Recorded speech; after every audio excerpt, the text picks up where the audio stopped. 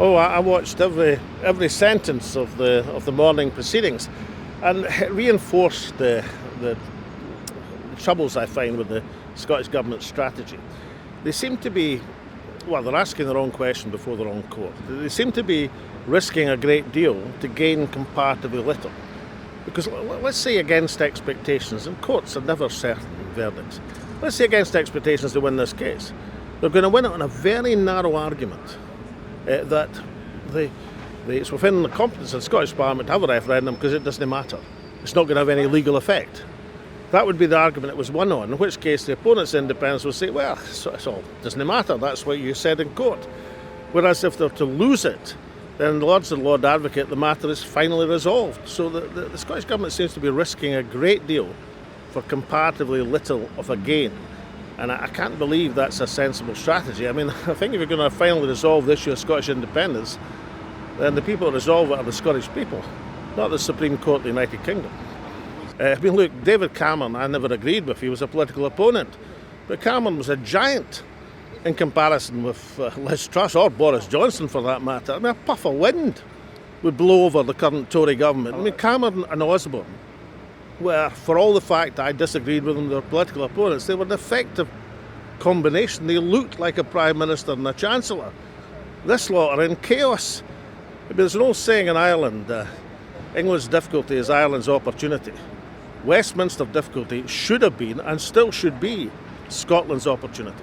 Well, that's my real difficulty with this, because, for 25 years, not just me, but many, many others, evolved a highly successful strategy about advancing Scotland to independence, and that was to establish a parliament against all difficulties at the time, win the elections in that proportional parliament to get a majority, which was done, against all expectations, and use that as a platform to advance the cause of Scottish independence. That's what we did. That was an amazing strategy for 25 years. Now that's being gambled in front of the Supreme Court.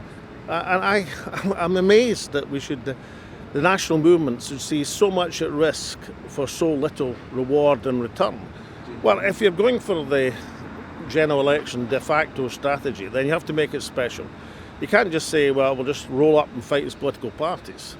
Because people will say, well, if you're fighting in political parties, it's just a normal election. You'd have to fight it as Scotland United or something like that. I mean, there's a case, of course, in British politics. Lloyd George, 100 years ago, fought an election called the Coupon election, where you were Liberal, Labour, Tory, both for Lloyd George Coupon. You could fight an election like that as Scotland United, SNP, Scotland United Green, Scotland United Alba, whoever else was prepared to support independence, and then say, look, this is clearly above political parties. This is just about the cause and the case of Scottish independence. That might work.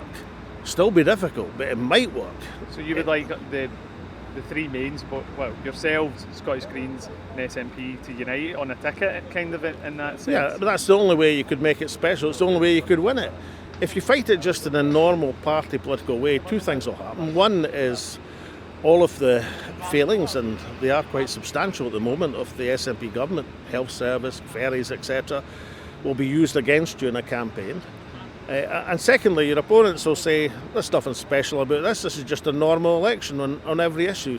If you want to make it a special election, you've got to make it special. So that's the way it could work, but that is a process which is fraught with difficulty, much, much more difficult than to proceed on the strategy which has gained Scotland so much over the last quarter century, and that's preserving the right and ability of the Scottish Parliament to advance to independence. Now, for the life of me, I don't understand why that's been gambled before the Supreme Court.